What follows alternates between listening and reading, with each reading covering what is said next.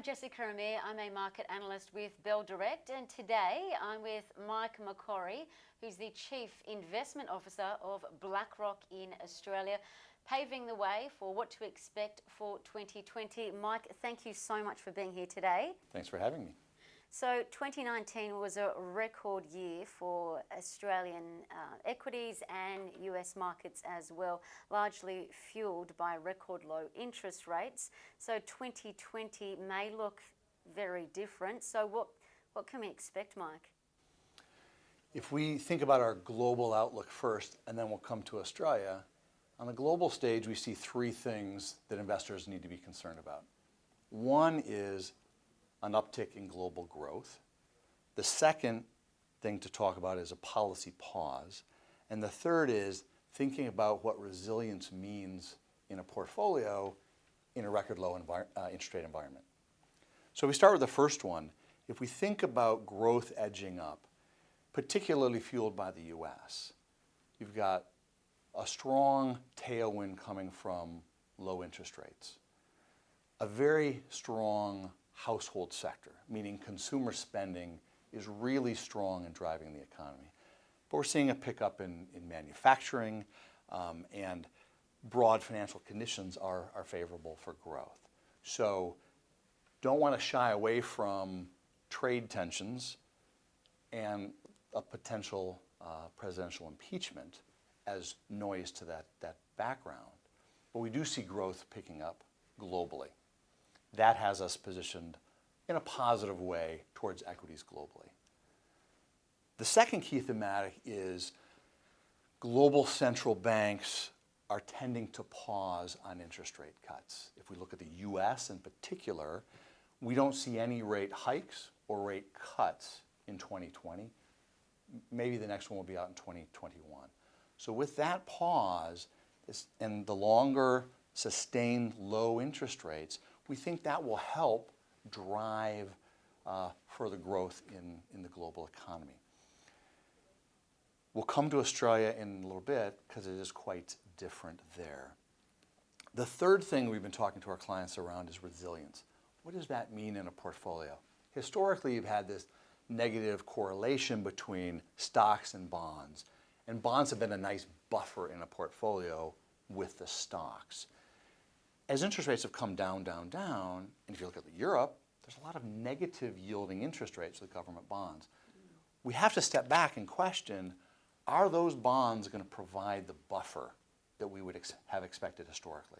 Going forward, are we still going to see resilience, buffering coming from those government bonds in the past? So that's something to think about on the global stage. So those are three thematics we're engaging with our clients on.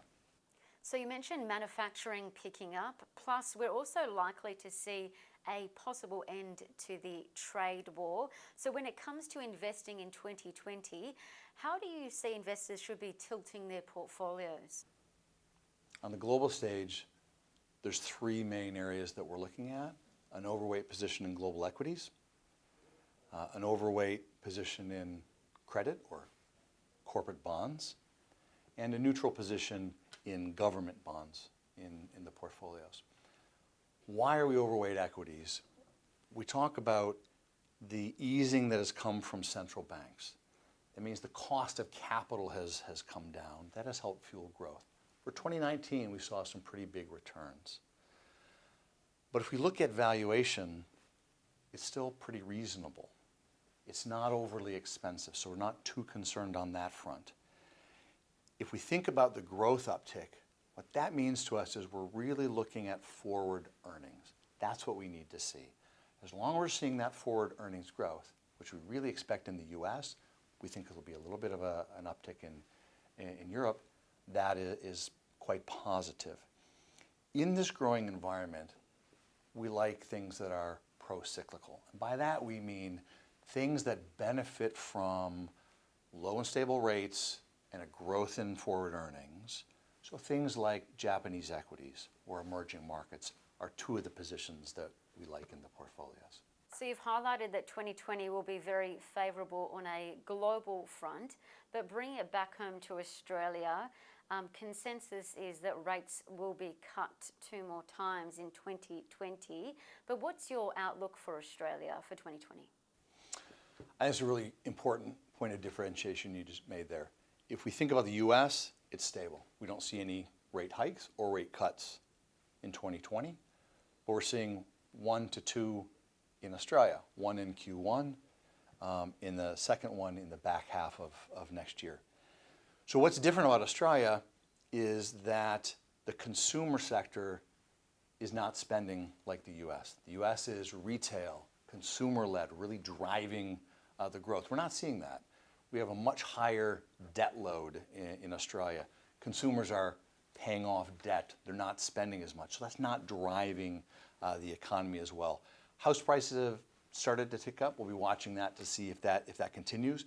Unemployment, we're hoping to see a little bit of wage growth, but it's pretty benign there, and the unemployment rate is reasonably stable. So those are things for us to watch as we move into the new year, and hopefully a shift between part-time and full-time. I'd like to see that full-time number picking up a bit more. Monetary policy is interesting, but how much more can it do? It's kind of run its course. If we get these additional cuts, which we think will help, reducing the cost of capital helps equities, but we're really looking for the fiscal side. What's the government going to do? Is there going to be an injection of capital? We're going to see more infrastructure spending. So we're really looking forward to that May 2020 budget to see what are they putting in there, what sort of spending is going to come out of that budget. And a final thing that we're looking at is the tax cuts. A lot of them aren't going to kick in until 2024. We'd love to see some of that brought forward. If it did, it would be a really nice tailwind for the economy and could potentially help out quite a bit. Thanks, Mike. And that ties in perfectly to my last question, one that investors have been waiting for. When it comes to Australian investing, what can we expect for markets for 2020? The first thing I'd say is 2019 has been a fantastic year. We've seen fixed income markets, bond markets, up into double digits. We've seen equity markets, high teens, 20% range. That is not our core position for 2020. We're still positive, but we don't think it's going to be nearly as strong. If we think about the economic environment for Australia, we talked about the tailwinds, really looking for that earnings growth. 4 to 4.5% forward-looking earnings growth. If we can get that in this low rate environment that has the low cost of capitals for companies, that should see us with mid to high single digits in Australian equities, and we're positive or overweight Australian equities. One of the things that we are watching is the Australian dollar. Being a small economy, it has a lot of offshore investments. These companies have money coming back to Australia. The A dollar matters, and we see that holding pretty steady. It's been interesting with commodity prices having an upward push on the Australian dollar, but the low interest rate differential putting a downward pressure on it, it's been pretty stable, and we think it will probably stay in that 65 to 70 range over the coming year. So when we're looking at equity markets, we're mildly positive on equities in this year. If we think about what does that mean, we talked a little bit about the pro-cyclical environment globally. We like that as well. Things like mining services and contractors are interesting plays. Another area we're interested in is technology, the growing tech sector. But we have to be careful because some technology is already very expensive. It's been bid up. Its forward earnings are going to struggle to match the expectations. So looking at pricing power, do the tech companies have good market positioning? Do they have pricing power? That's important. Final point to make is around healthcare. With an aging demographic, healthcare in this country is going to be very important. And looking at companies that can service that well and do it from a point of value and differentiation will be important. Well, thank you so much for your time and insights. Mike McCorry, the CIO of BlackRock Australia. Thank you. It's been a pleasure. And thank you for watching. For more information, head over to Bell Direct's website or contact your advisor.